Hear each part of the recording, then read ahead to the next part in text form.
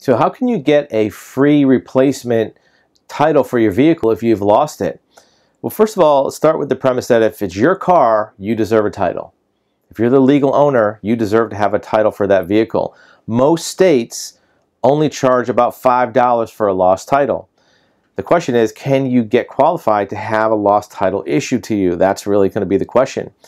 If you want the name transferred, that's okay too. But you have to start with that premise that it's your car, you deserve a title, and a title really only costs $5 from a state.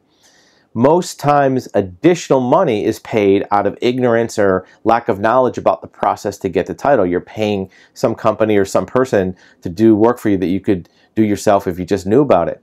Look at the actual DMV fee for the title that you're getting. Why would you pay more than that? The DMV fee is $12 and you're paying $200 or $300 or $400. What is that money for? It's for somebody who just knows about something you could probably look up on the internet.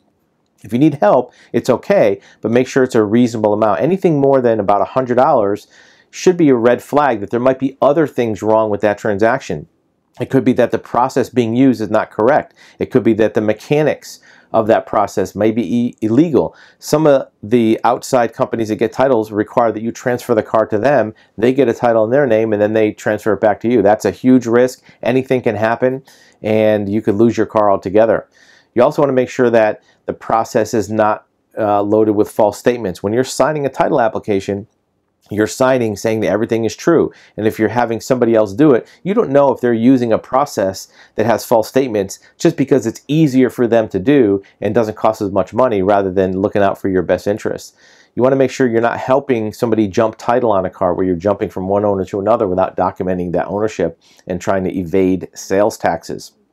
Once you sign that form, you're liable for everything else that happened behind the scenes.